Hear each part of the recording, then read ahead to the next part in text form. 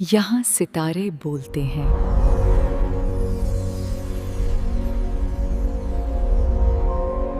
एक बहुत ही खास मौका, एक ऐसा मौका जो नायाब भी है और बहुत ताकतवर भी।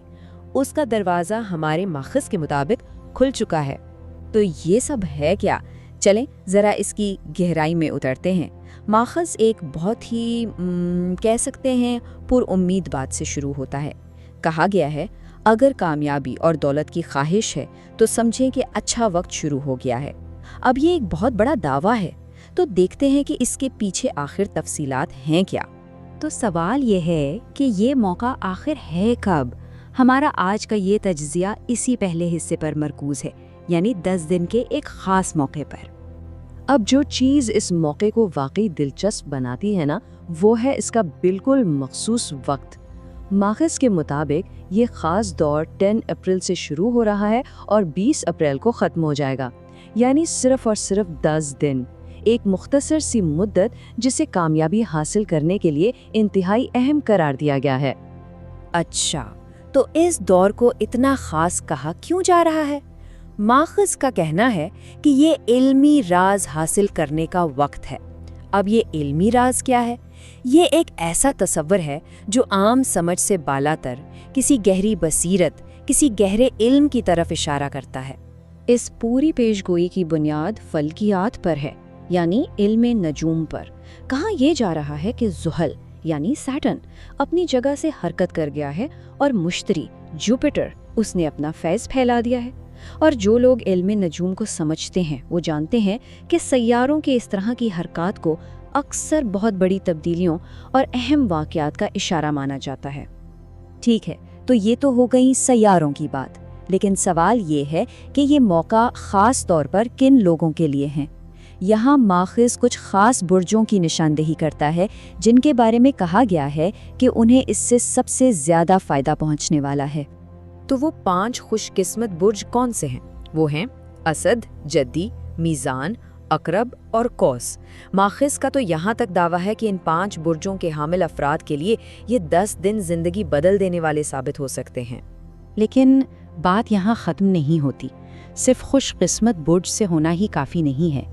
माखज़ ये भी वाज़ेह करता है कि इस कायनाती मेहरबानी का फ़ायदा उठाने के लिए कुछ ख़ास इक़दामात भी करने होंगे। तो अब बात करते हैं कामयाबी की, उन कुंजियों की।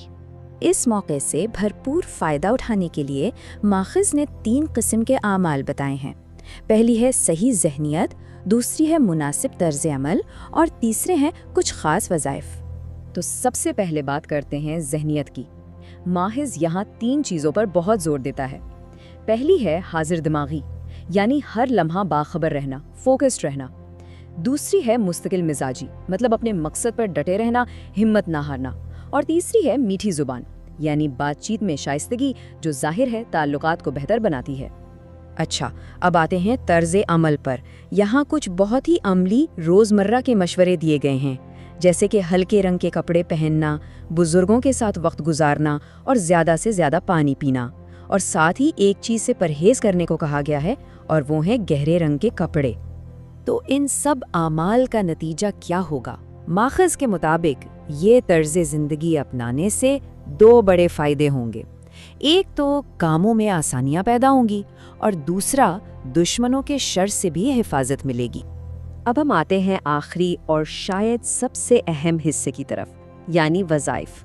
और इसका मरकज़ है एक ख़ास अदद 27। जी हाँ, 27।